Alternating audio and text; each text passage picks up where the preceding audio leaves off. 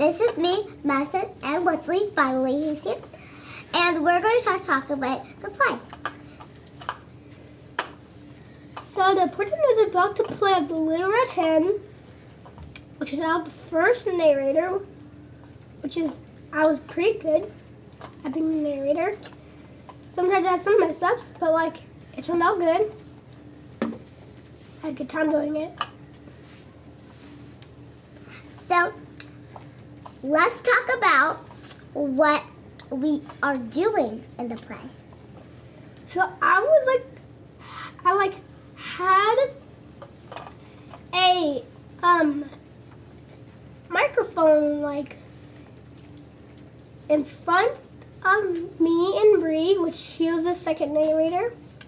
And basically we have little scripts that we had to talk, and it was highlighted and then we had to say it, but it was good. I was good at it. So you were a narrator in the play, and you're really good at it? Yeah, I was. Well, let's talk about me. I was the cat in the play, and I was the loudest cat. And basically, Madison, what she said with the other helping, she said, "Feeling too fat, said Neil's a cat. I just feel too fat." The story was the Little Red Hen. And the Little Red Hen was Molly. And basically, who is Molly? She is one of Mrs. Dobiagio's kindergarten friends. So that's kind of like us. It's kind of we are basically in kindergarten, K1. So, we're K1? This is weird. Let's talk about the play.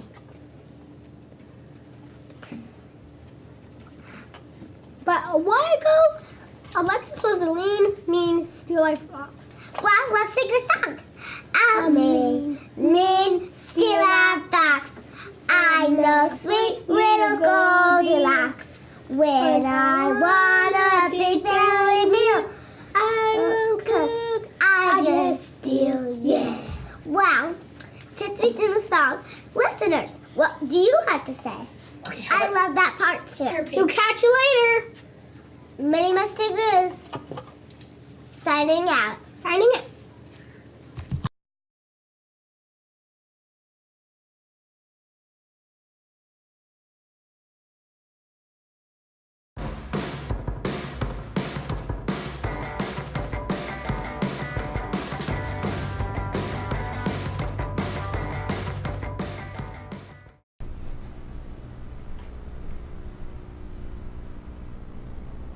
Today on Spartan TV, the new Spartan TV studio is open.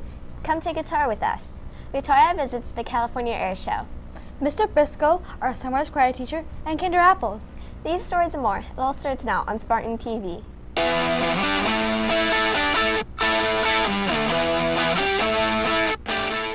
Live from Sunrise Elementary School, it's time for Spartan TV.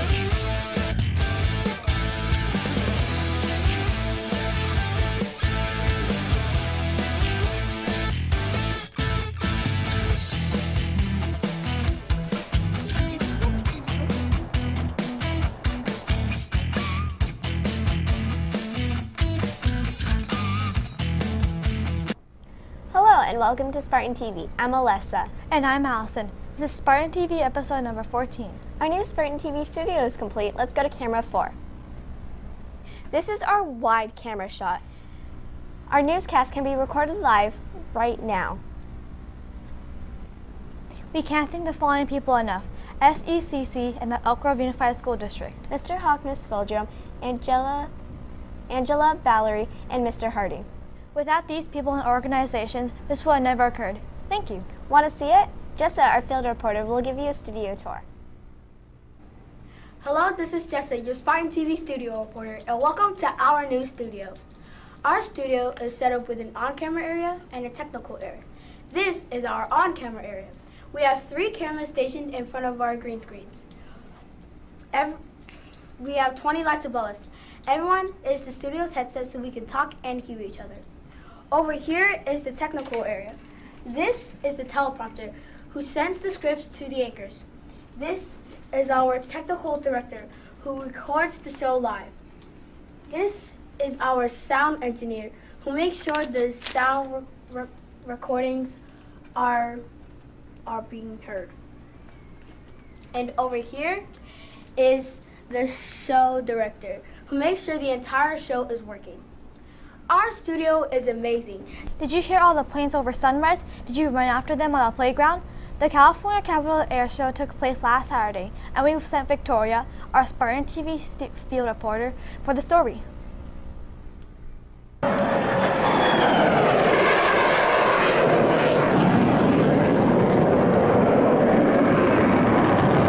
From supersonic speed jets to gravity aerobatic acts to wing walkers, a day at the air show is an exciting experience. Thousands attend this air show and is marketed as the largest in North America today. This is an air show you don't want to miss.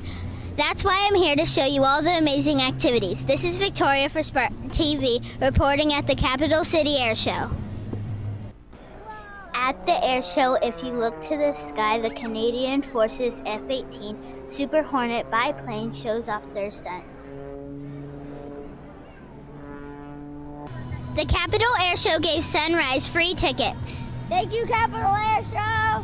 Thank you, Capital Air Show! Parachuters falling from the sky, the U.S. Army Golden Knights have conducted more than 16,000 jumps a year. The air show encourages you to bring and use proper hearing protection such as quality earplugs. The noise from the jet engines and explosions may be painful or harmful for some. The Boeing 747-200 is a 4-engine airplane capable of refueling in flight. The Air Force uses this plane for communications across the globe. Hi, what's your name? Bella. What? Do you go to Sunrise? Yes. What's your favorite thing at the air show you've seen so far? The big airplanes. And talk about large planes. This military transport aircraft is responsible for airlifting troops, equipment, and support across the world. The inside bay is so large it can hold up to 8 military cars and 4 tanks. This is Victoria for Spartan TV, reporting at the Capital City Air Show in Mather Field.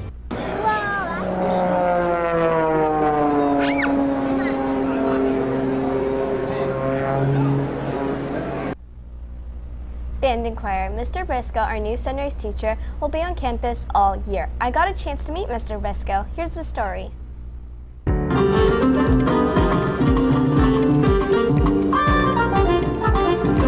Reporting for Spartan TV, here with our awesome Sunrise Band and Choir teacher, Mr. Briscoe. Hello. How long have you been interested in musical arts, and when did you first start? So I've always been interested in musical arts, but I say that I got really serious about it in 2007. So it's only been about 11 years since I really tried to work at being a musician. When was your first instrument, and how many do you play now? My first instrument officially was voice, and then I took drum in school as well as saxophone, which I did not like, and now I'm really a pianist by trade. On a good day, if you catch me, I can probably play about like 5 or 6 different instruments. Who inspired you to learn to read and play music or sing? My mother, good helper for that. She always said that if I was going to be a musician, I should always know how to do everything. So that kind of lends itself to me being able to play every single instrument, but as well as learning how to read, write, compose. Did you perform yourself outside of Sunrise in a band or choir? Yes, I still do. I direct a few choirs right now at different churches. I work at a few other schools, and I also play on the side when I can. Yeah. If you had to pick a famous artist today, who would you select? Today? Oh goodness gracious, this is hard. Okay, so if I could pick someone today, I guess it would be Lady Gaga. Thank you, Mr. Briscoe. We look forward into hearing your band choir. This is Alessa with your Spartan TV.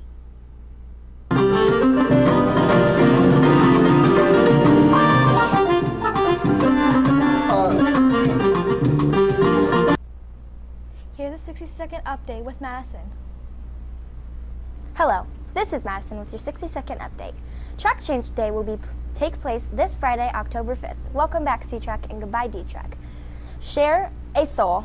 New shoes for new students in need. Drop off your shoes in the front office. This will happen between October 1st through October 31st. October 5th, Superhero Day. Wear your favorite superhero costume. Please remember, if you wear a wig, mask, or hat, it must come off when you enter the classroom. Canned food drive. October 8th through November 2nd. Please bring your food cans to your classroom and student leadership will pick them up. October 5th, the next minute to win it will be called Put Some Jelly on Your Face. Walk to School Day is October 10th with 3 locations where you can start your walk from. Multicultural Day, Family Festival will take place on October 12th from 5:30 to 7 p.m. This is Madison with your 60-second update. And here's the question of the month with Vlad.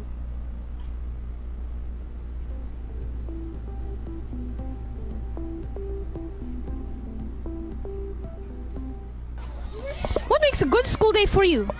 For me, I think a good school day is when we start and I get all my high fives and my students give me hugs and I see all of the students coming through the gate and on the playground with a smile. That's what makes a great school day for me every day. I like to learn. Getting to see my friends at recess. Playing Foursquare. If you be nice to kids, it will make a good school day. A good school day for me is a good recess with my friends.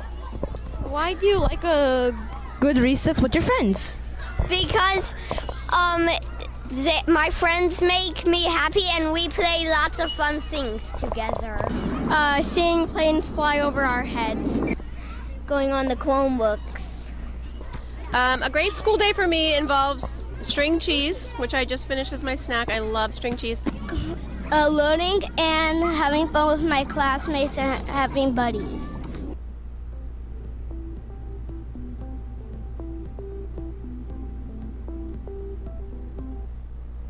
Here's student leadership with an update about Kids Can. Hi, my name is Miranda and I am from Student Leadership.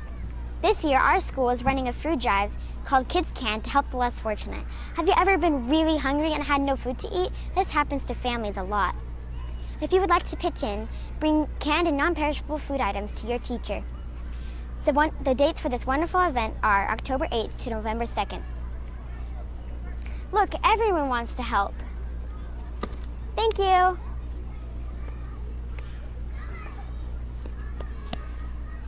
Awesome job. Thanks for helping Kids Can.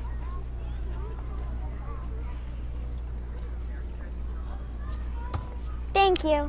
And you can too, because kids can. Have a great day, Sunrise Spartans.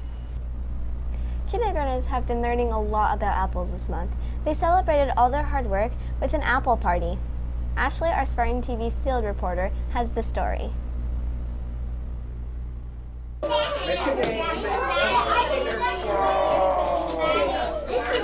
Today we are in Miss Ariaga's classroom with the kinders, doing many activities including apples, like apple turnover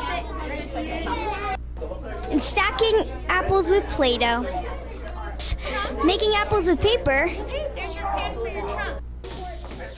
They even made apple hats that they could wear. I made this apple seed hat. This is what Emma had to say.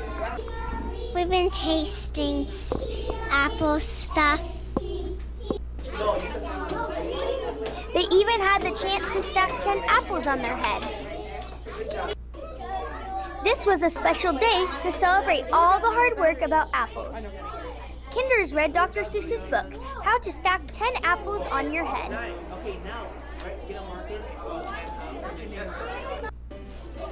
After a fun apple day, they danced off their excitement. This is Ashley, your Spartan TV field reporter.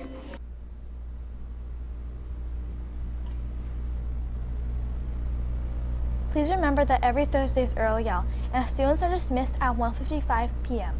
The character trait of this month is responsibility, so please make sure you show it. We hope you enjoyed this episode of Spartan TV. I'm Allison. And I'm Alessa. See you next time on Spartan TV.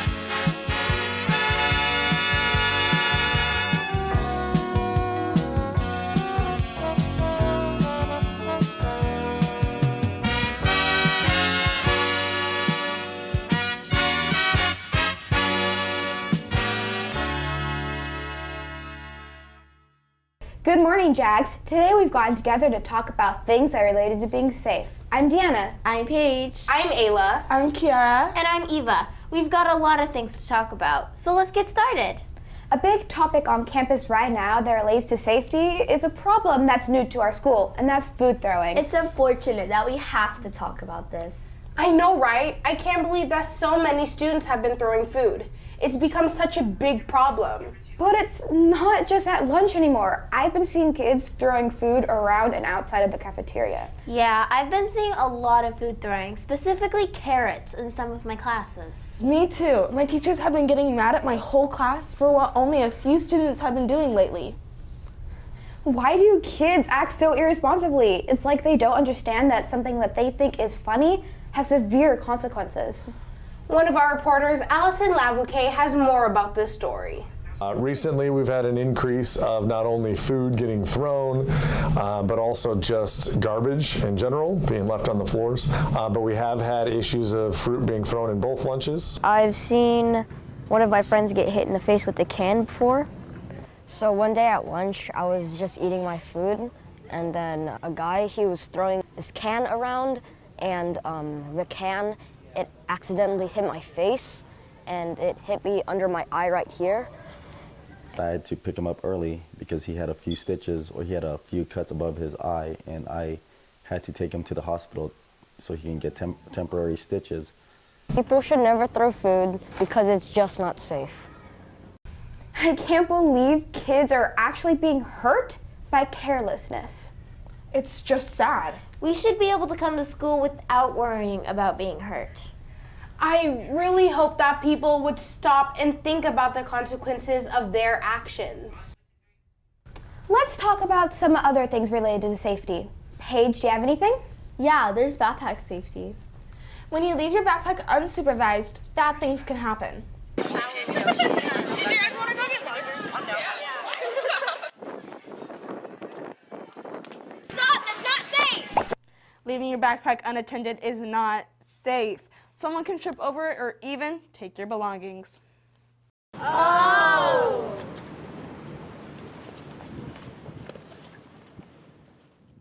Keeping your backpack with you at all times is the best way for you to keep your belongings safe.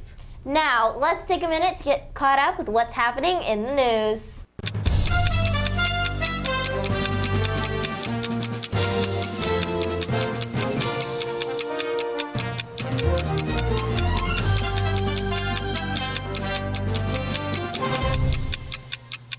Got a minute? Then it's time for some news. The end really is near for Toy Story. Tom Hanks sent out this photo of himself recording his last lines for the Disney's franchise fourth and final installment. Pope Francis became the first pontiff to visit an Arab Gulf state after he landed today in the United Arab Emirates. Lavish Indian weddings are becoming more and more popular and expensive after Nick Jonas spent nearly $600,000 on his blown-out Indian wedding. And that didn't include the dresses. Famous rapper 21 Savage was arrested yesterday in Atlanta for being an illegal immigrant. Savage has long rhymed and talked about his Atlanta upbringing, but ICE says he's British. Virginia Democratic Governor Ralph Northam refused to step down following controversy involving a racist photo from his yearbook.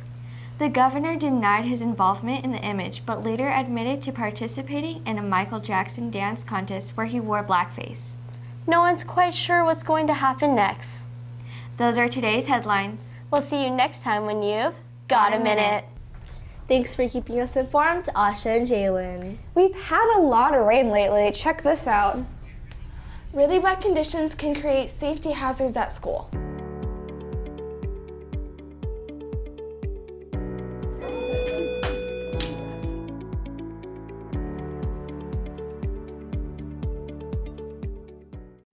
Have you guys seen our gym? We've recently had a nice upgrade.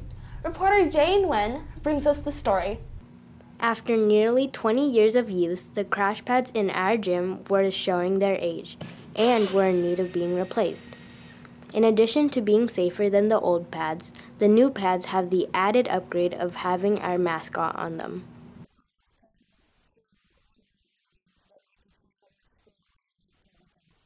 The gym looks awesome. The gym makes me think of sports, and that makes me think of Sports Talk. Hey Jags, I'm Abby. And I'm Allison. And it's time to talk Sports Talk.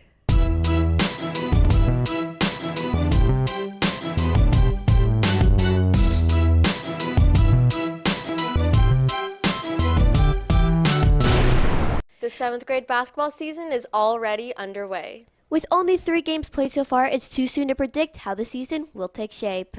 The boys team won their first game against Jackman and lost their second and third games against Albioni and Pinkerton. Here we see Maddox Porto go in for a layup. He misses, but Jaden Ott gets the rebound and scores a 2-point layup. As a team is closing in offensively, Tracy Manfredi passes the ball to Maddox Porto. He scores a 3-pointer for the team. Coach CT shared with us the team's progress this season. We played really well, we played hard, we were together, our offense looked a lot better than game 1, and right now we're just building day by day to get better for our next game. Overall, there was still enough of the season for the boys to put their efforts into coming together on the court to bring home more wins. Moving into 7th grade girls basketball, the team is currently 2-1, losing by 1 point to Pinkerton. The score of that game, 31-30, tells a story of great competition. Take a look at Isabella Azolino as she dribbles down the court and shoots a 2-point layup. Isabella is one of the team's offensive powerhouses. She reliably adds points to the scoreboard in every game. Here she is again after an Albioni player misses her shot. She grabs the rebound and dribbles back down the court and adds another 2 points to the board. Come out to support your Jags as the basketball teams take on Rudder and the wrestling team competes against Smedberg tomorrow here at TJMS. That's it for today. I'm Allison. And I'm Abby. And we'll see you next time when it's time to talk Sports Talk. Thanks, Abby and Allison. It's great to see our athletes at the top of their games. Now it's time to test your knowledge with today's trivia question.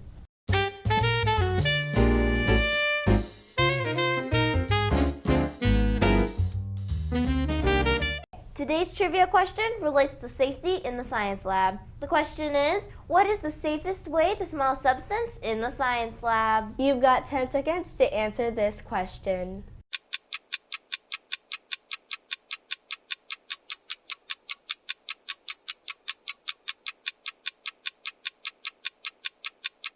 The answer is wafting. Let's take a look. Let's check in with Kiara and Deanna to see what's trending in their hashtag trending segment. Hey guys, I'm Kiara and it's time for our hashtag trending.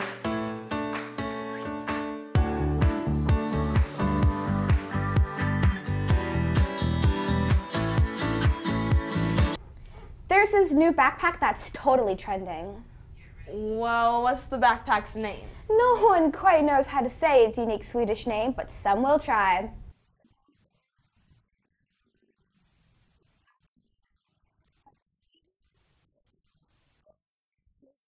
Since none of us know, let's hear how it's supposed to be said in Swedish.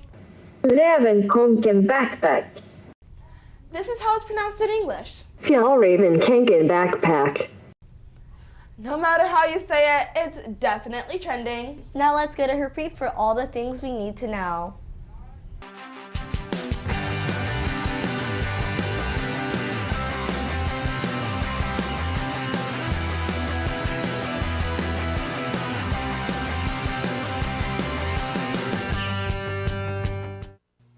Hey Jags, I'm Harpreet with the things you need to know this week. Let's take a look at the week. There's a debate club meeting at lunch in MF1.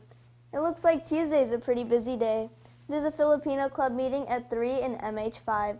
There are basketball games at 4 and 5 p.m. and a Peru meeting is going to take place at 5 p.m. in room MH4. Toby B is meeting on Wednesday at 3 p.m. in MC9. Wow, Thursday is jam-packed. There's a dine-out day from 11 a.m. to 9 p.m. at Panda Express at the corner of Elk Grove and Franklin Boulevard. There's also an informational meeting about leadership, TJTV, and yearbook from 3 to 3:30 in the MP room, and a track and field meeting will take place after school in the gym. The Mathletes permission slip deadline is on Friday, and so is the Disneyland money deadline. Those are the things you need to know this week, and I'm Harpreet. Thanks, Harpreet. I think it's safe to say that we've got what we need to know. Well, it's been fun talking with you guys. I've learned so much from our chat. I really hope the food throwing stops. Same here. We hope you enjoyed this episode of Things to Talk About. We'll see you tomorrow with more things to talk about. Bye.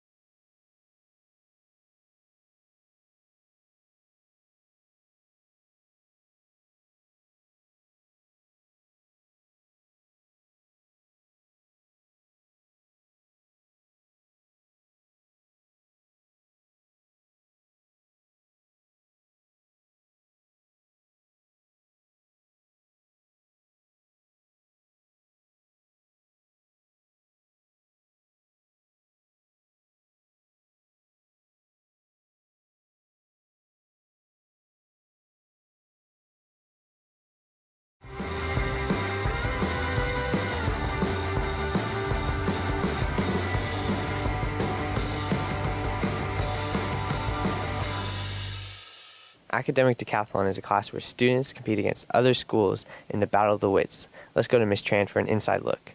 I am more of a facilitator for the class. I would not say that I'm like the teacher. I am their coach, and they need to learn the material. It's not necessary for me to necessarily know all the material. So for them, they have to break down the packet on social science and so forth. It really helps develop your test-taking abilities and your ability to work under pressure. It also works on interview skills and talking to people very professionally and representing yourself professionally. I have really enjoyed it. I got to work with a lot of super intelligent kids over the years, and I think it's been really really impactful to me in developing team building skills and test taking. Just the relationships I have with the kids, it's pretty fulfilling because I'm with them for not only the duration of the class but also for afterwards.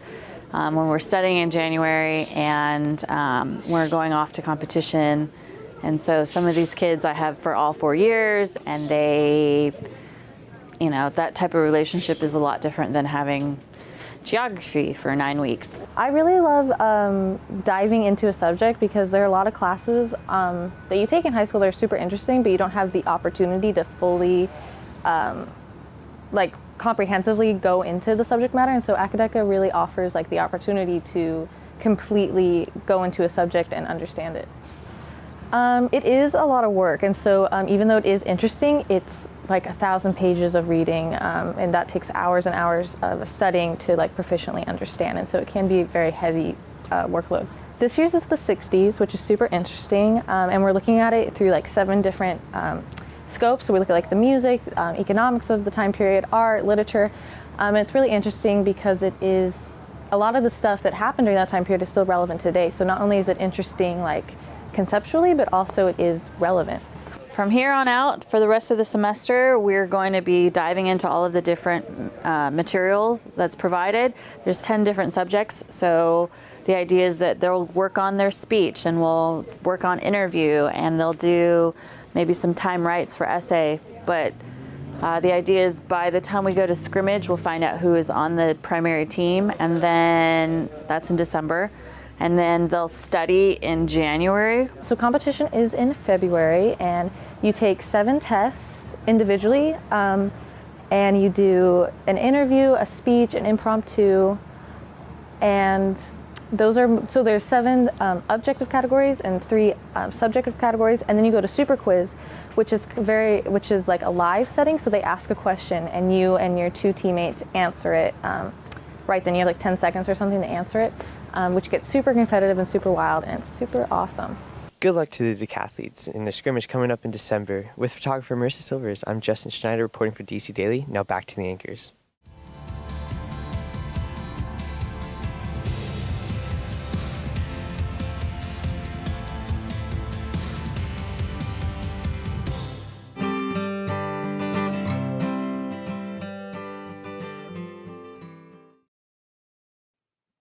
Every day we make choices, something as simple as a straw. The path of this straw starts with the sip.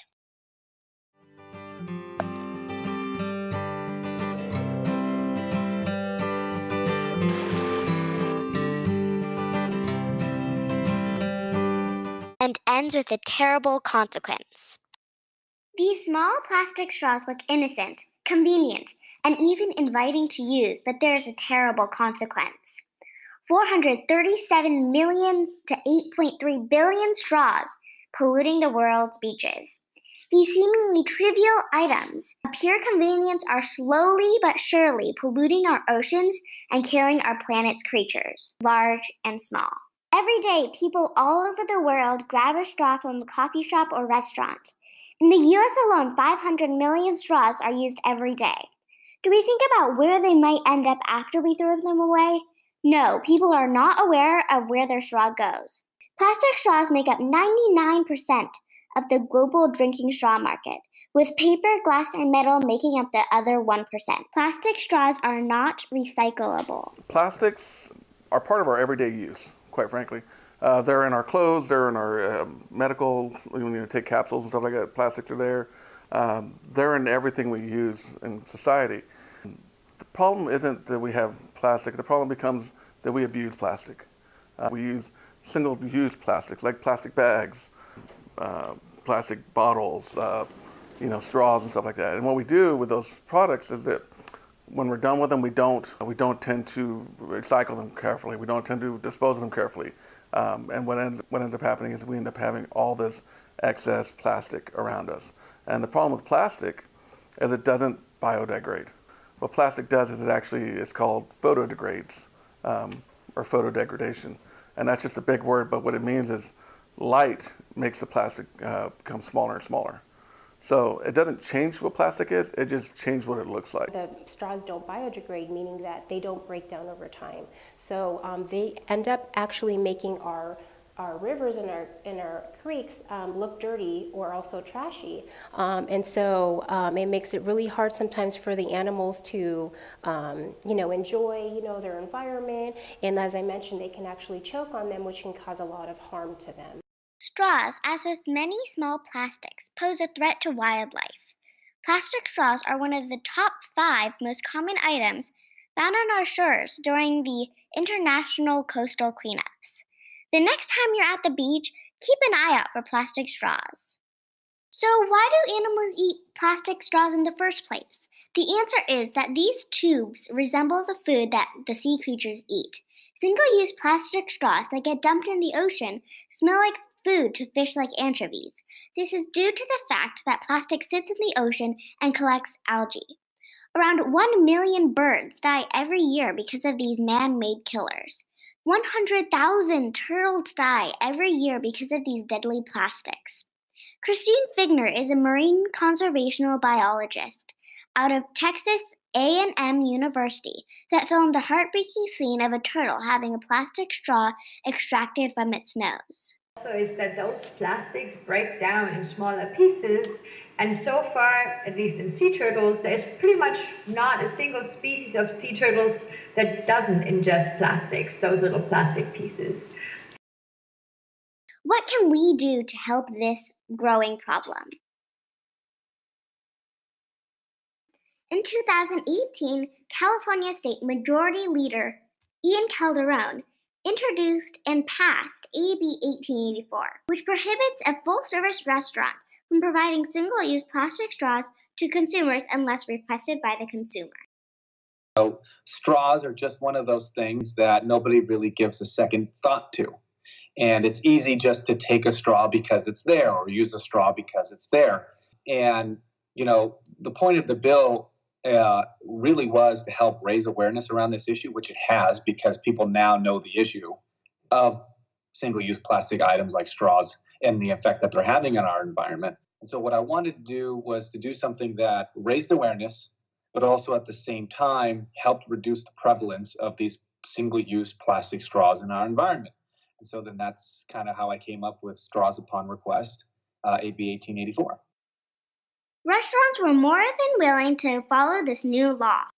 Yes, the law that was passed, we are very aware of it, and we've implemented, and that is to only distribute straws on request. And that's a change from what we have been doing for many, many years. So far, it's working out very well. We've saved money by not having as much waste. What would happen would be, on the table, people would get their straw automatically, and they would not use them. So we would find many, many, many straws in the garbage. Yes, we did provide straws in every drink, including ice waters, and for our nightclubs and every cocktail as well. Drastically has changed. I think it's very rare that guests, because they're all for helping our environment as well, I say only about maybe less than 5% request a straw currently. We've been given a responsibility, as humans and as business owners, to do the best we can for the environment. And if it benefits the environment in any shape or form, then I think we should always be on that side. In addition to restaurants, universities are also leading the way to environmental change. On January 1st, 2019, California State University adopted a policy to ban single-use plastic straws. Work together, and now it's up to the students. Students have to use the paper straws so that they can understand that by using paper straws, they're eliminating plastic straws, and that if they're contributing to making the world a better place by not putting those single-use plastics out there. I think students overwhelmingly were very positive about it. I think students understand how important the ecology and the environment is. We're so used to plastic all the time, but I think it's good that the university is trying to do something to help the environment and clean up a lot, because you see a lot of things about pollution, so I think it's a good thing. We as students can be part of the change by raising awareness. Can our school district be part of the change? So you asked if there was other choices for having a spork and napkin, basically utensils for our students to be able to eat that doesn't include a straw. I have to admit, until you brought this to our attention, we hadn't thought about that. And so it's something that my team and I will absolutely look into to see if that would be the right fit for us. I think our district would absolutely consider eliminating straws from our program, our breakfast, lunch, and snack program. If we decided to go in a specific way, for example, eliminating straws, then I think it would set a precedence here in our area. I think other districts absolutely look at larger districts to see what they're doing. As individuals, we can make a difference. Drink from the carton. Politely decline straws when offered, unless there's a special circumstance. Reach for a reusable straw. Everything that you're doing right now is going to matter in the future. And the awareness you're building within yourself and, passing along to your friends, to your teachers, to your parents, That is what matters. It's time to take a stand. Let this be the last straw.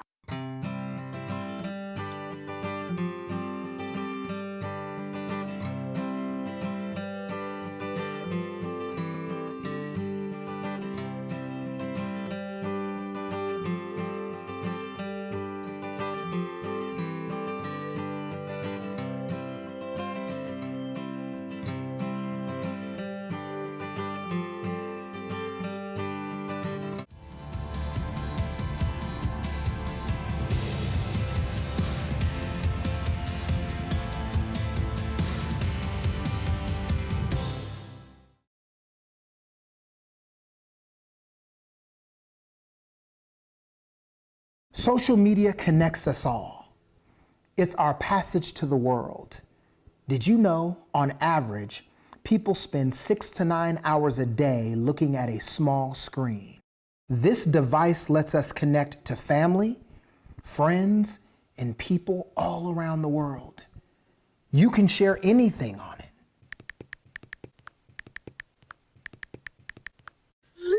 What people think is a small joke can mean something different to others.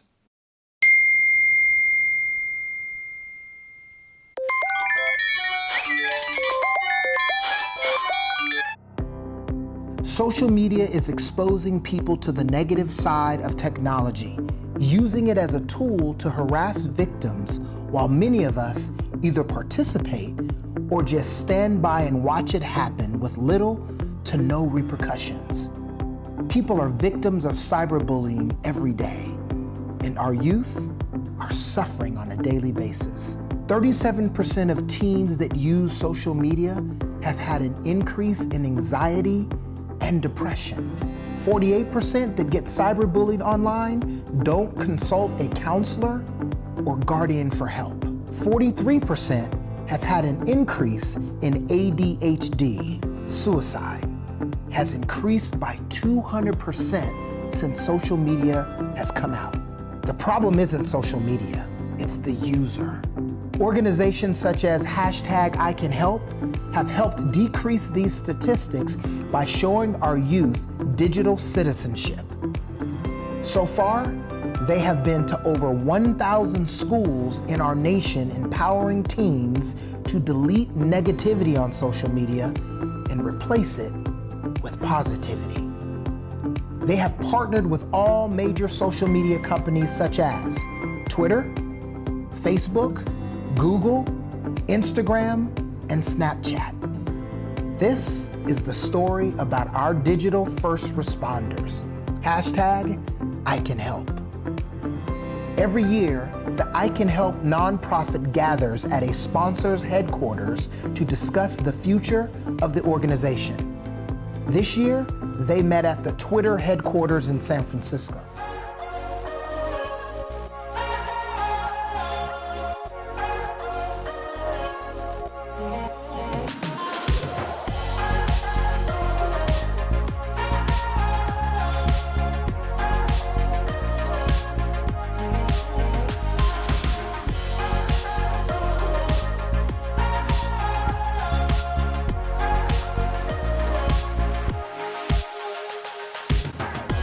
I'm the co-founder, executive director of #ICanHelp. Hi, I'm Kim Carr, and I'm a co-founder of #ICanHelp.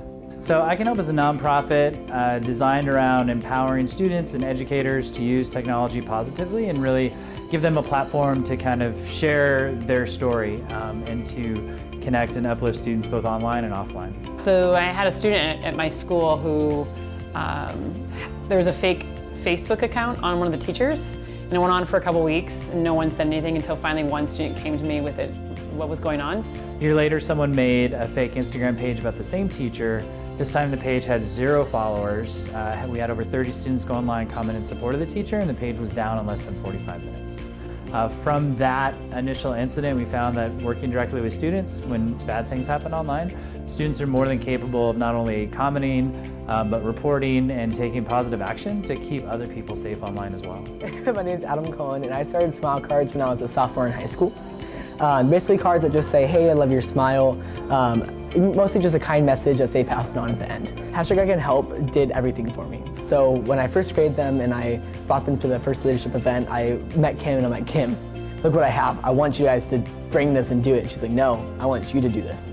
I had my friends and family doing it too, but having someone like Kim or I Can Help and Matt doing it for me and with me was just really great to have them go alongside with me. And then also connecting me with some amazing people like Facebook or Twitter or whoever else is here at this day today and also I've met throughout the years. Hi, my name is Jennifer McDonald and I work for Twitter. I'm on the public policy team at Twitter.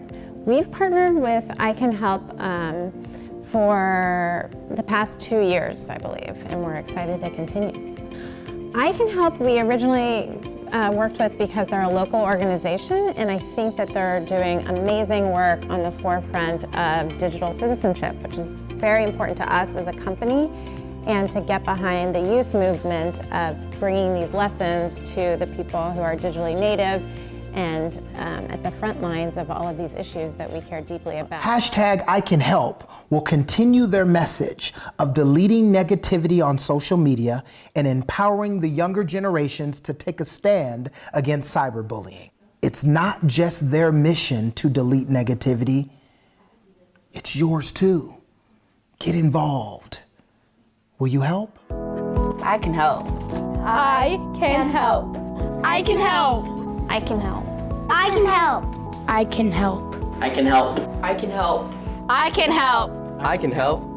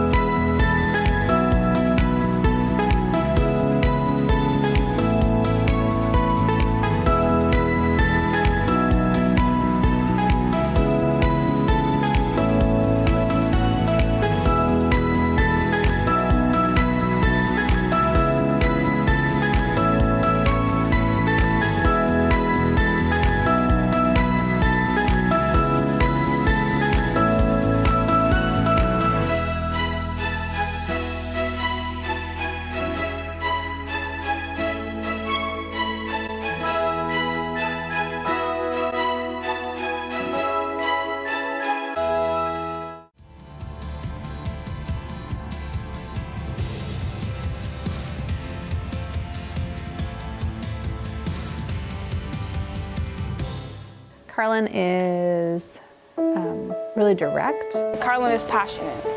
Carlin is organized. Carlin is powerful. My name is Carlin Krankovich, and I'm captain of the rugby team. I'm the senior class president of AVID. I'm a manager where I work. I'm a big sister. I'm a daughter. I'm a mom. But I'm a lesbian. I've known her since middle school, since 6th grade. We've been pretty good friends all throughout, since 6th grade up to now. She really stands up for what she believes in. I know that. She's very, very passionate. She is a go-getter, a very motivated and organized student. She's a hard worker. She's a dedicated student. She's a good sister. She's also a great person, you know. She takes care of people. She helps them when they need help. And that's just her personality. That's who she is.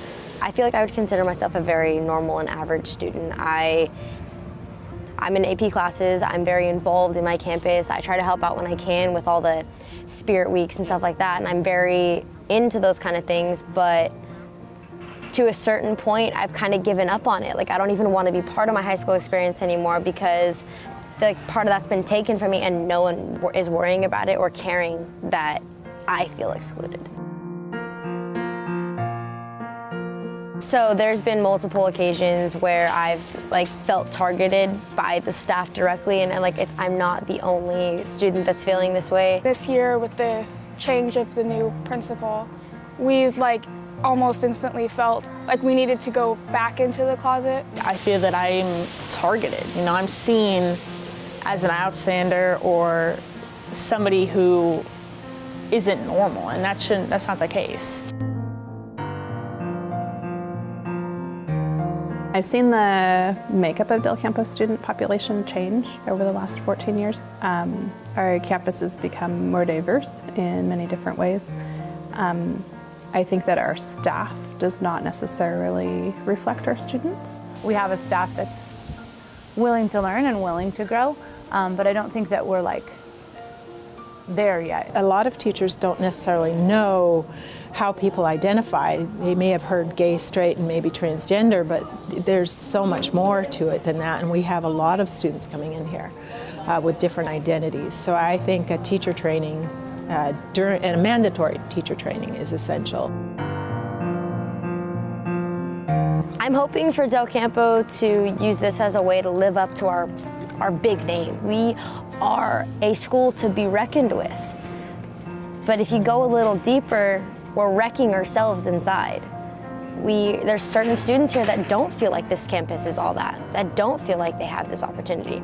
And so I feel like me vocalizing for the student that maybe isn't as confident, that maybe doesn't understand it as well, doesn't understand themselves as well, I think that me vocalizing for them is gonna give them a chance to be in their normal high school experience. We're not asking for you to scream from rooftops that you accept us. We're asking to just be part of your high school experience.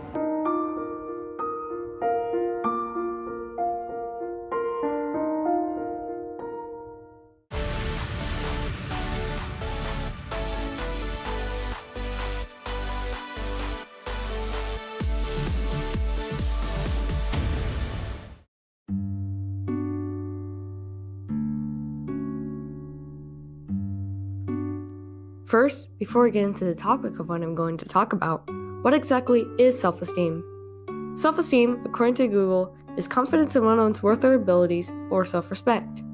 So basically, a person with a good amount of self-esteem believes that they can accomplish anything with their skills and become a better person overall. But what happens if we take that away from them? People with low self-esteem tend to feel negative towards themselves, saying they're no match for life's challenges, being socially awkward, and feeling as if nobody wants to hang out with them. These kinds of people tend to get mentally hurt easier than others due to the lack of faith in themselves. But while they are very similar, it's important to know the difference between low self-esteem and depression. Although you usually feel like the human equivalent of trash every day, having low self-esteem doesn't usually interfere with day-to-day activities like chores and school. But depression isn't just sadness. Being majorly depressed completely drains your energy and makes everyday life even harder. Some studies have shown that self-esteem is usually stable, while depression is constantly changing over time. In fact, being negative to yourself alone has some pretty nasty effects on the body when bad thoughts are often circling around in your head. A study has shown that stress and negativity for a long time can cause damage to the immune system, making you more vulnerable to diseases. But what can we do to stop the bad talk in our brain? According to various sources, it's actually really simple. Quit listening to the voice in your head and try being more positive about yourself. You can recognize when you start having these kinds of bad thoughts and then not accept its poor criticism. You can think of it as a person insulting you. You can easily tell them to stop talking or ignore them, so try taking this approach and responding to the voice in your head. Another way is that you can overcome this by writing a negative thought on a piece of paper, then making a positive counterpart of that. Like this. You could do, "You're stupid," to, "I may struggle sometimes, but I'm smart in many different ways." "Nobody likes you," to, "Although I can't make everyone happy, I know that there are still people who accept me for who I am." "Why can't you be like other people?" to, "I may be different from other people, but that's okay." Now you need to start accepting yourself for your mistakes and differences. Self-compassion is like treating yourself like a friend. A good friend would never make fun of you for who you are. Some research has even shown that self-compassion is even better for the mind than self-esteem. Although it sounds real easy, self-compassion is kind of hard at first. You'll eventually get the hang of it later on when you keep practicing. Here are some ways you can practice self-compassion. Number 1, acknowledge and notice your suffering. Number 2, be kind and caring in response to suffering. And 3, know that we're all human and we make mistakes. Also, don't compare yourself to other people. There's always someone who's better at something than you are, but that's okay. Stopping this habit and thinking about who you want to be is a good way to start. Then setting up your goals to become that person is even better. You can also try making other people happy to boost your own confidence. For example, I challenge myself to hold a door for at least someone every day whenever I'm going somewhere. Perform some random acts of kindness. You can even help homeless people and donate money to the hospital. Whatever helps you overcome negativity, I wish you good luck. And stay positive.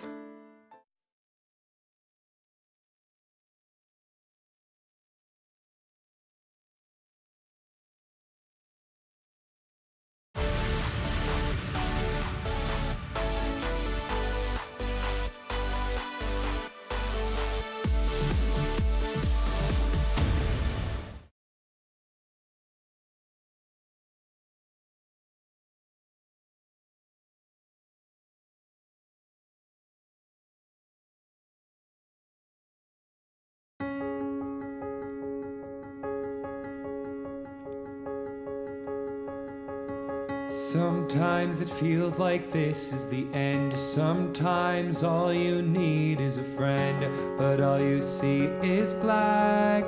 Feels like no one's got your back when you feel like you're falling down. Don't give up, don't give up. And you can't find the way out. Don't give up, don't I promise that's when you're about to be stronger than you know.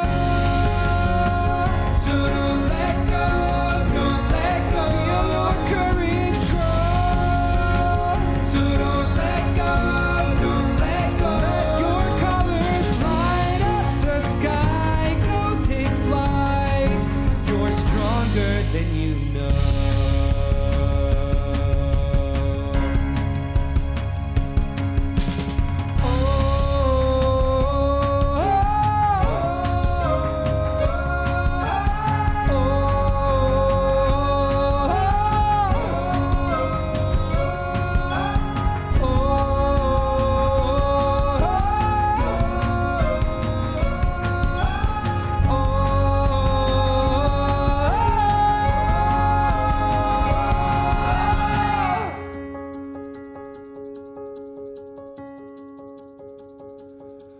When you feel like you're falling down and you can't find the way out, I promise that's when you're about to be stronger than you know.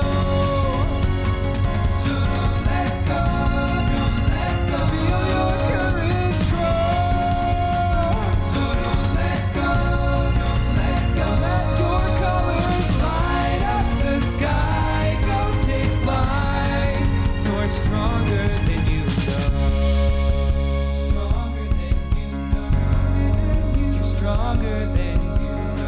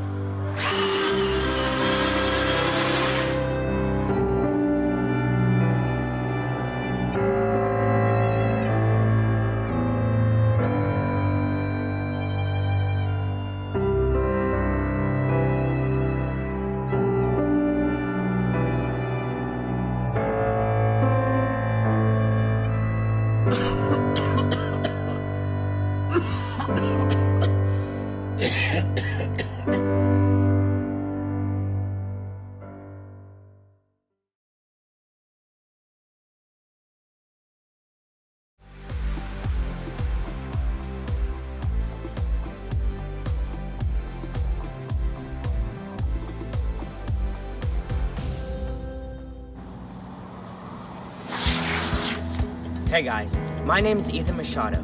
I will be introducing you to the American River Bike Trail, one of the region's best recreational resources. Today, I'll be giving you some tips on how to stay safe while exploring what this trail has to offer. Let's begin with some preparation.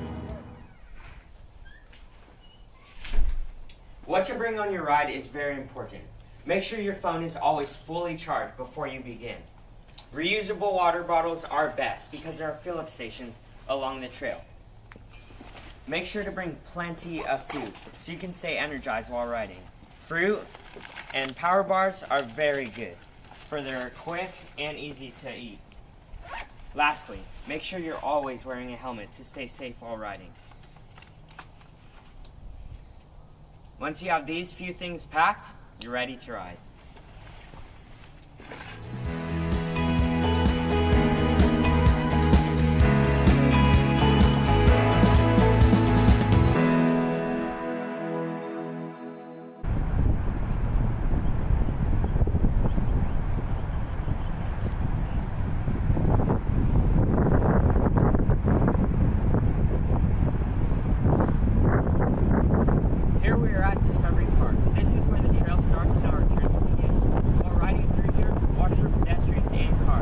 Be aware and stay safe while riding.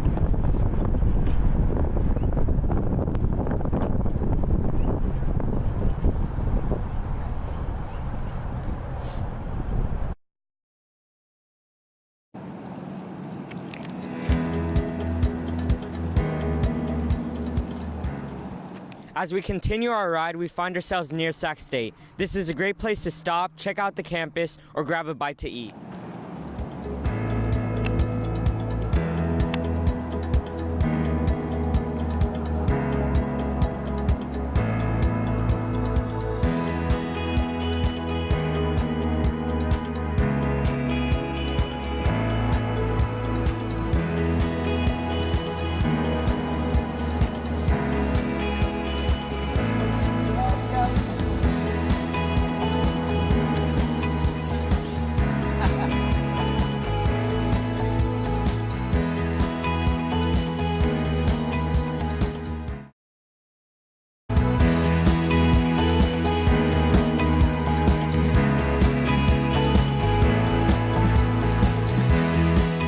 Along the trail, you can find mile markers, which are great for telling how far you have ridden. If feeling tired, there are many rest stops along the trail where you could use a bathroom or just take a break if you need. There are also many water fountains, and this is great just in case you're running low on water or if you need a sip.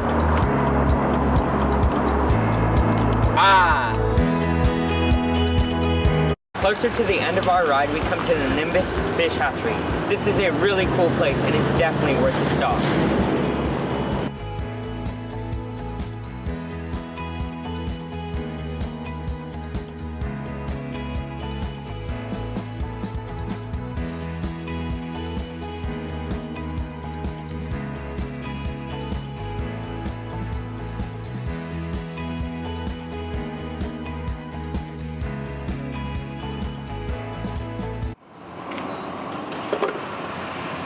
If you ever need to get in contact with somebody, you can find call boxes along the trail. These are great resources to use.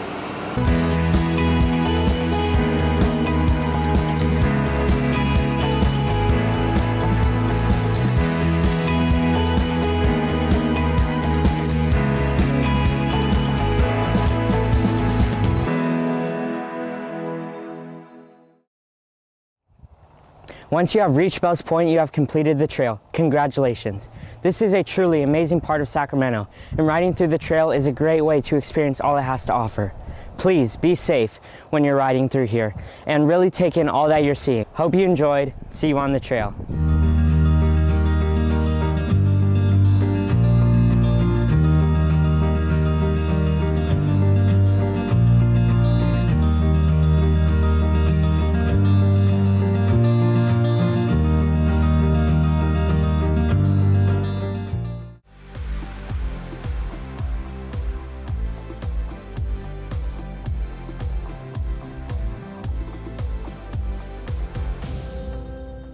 Hi, I'm Athena, and I'm going to show you how to draw.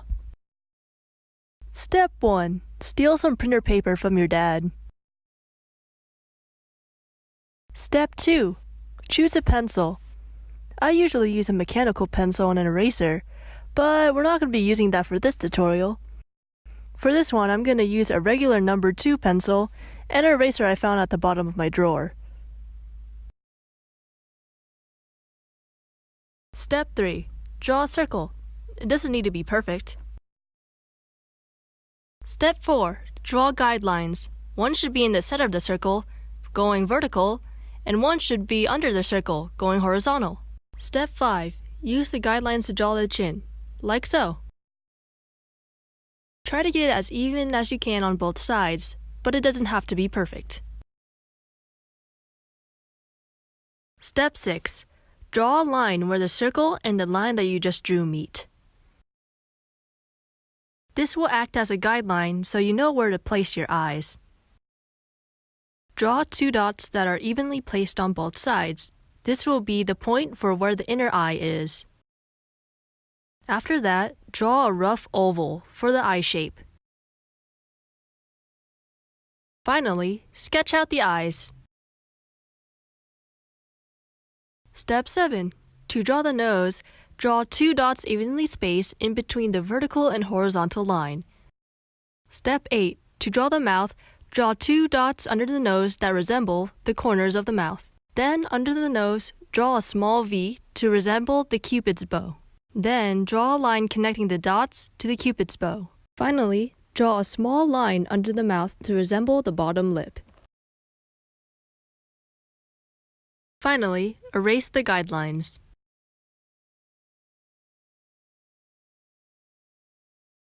Step 9. Draw a circle inside the eye to make the pupil. If something doesn't look good to you, don't be afraid to erase it and try again.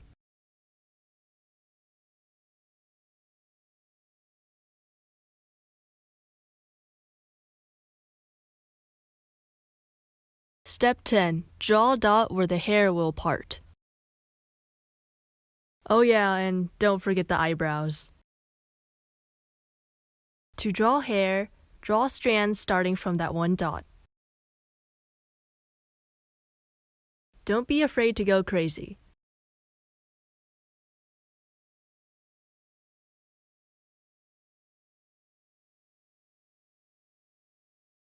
Then draw a small circle to represent the shine.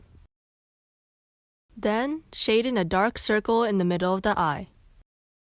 Finally, on the top part of the eye, shade in slightly lighter than the pupil. Step 11. Draw the neck and the shoulders.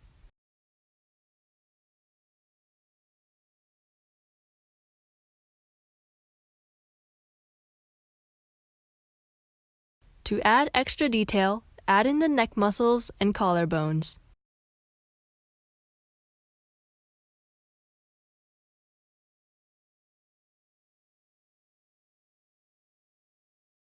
Final step is shading. Try to determine where the light source is. You can usually determine this by the shine in the eye that you drew. Then add in shadows correspondingly.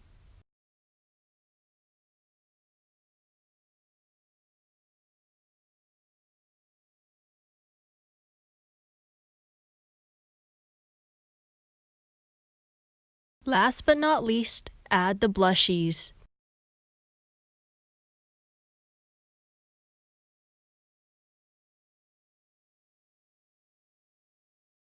Then you're done.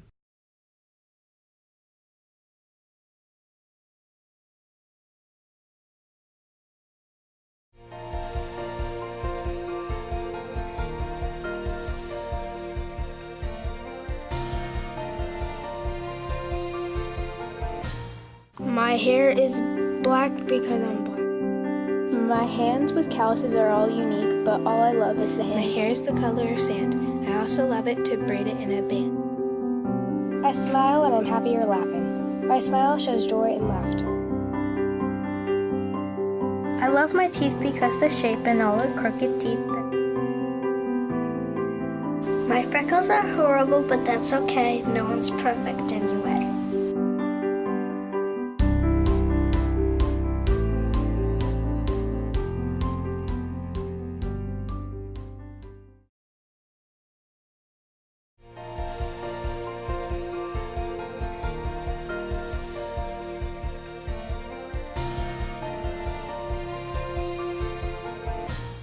I'm walking by this girl right now. She's so ugly.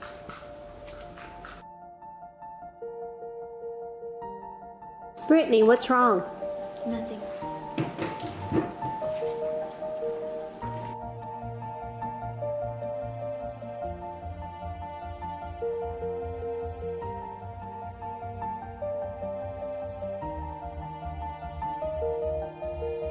If you're being cyberbullied, you can get help at bestrong.global.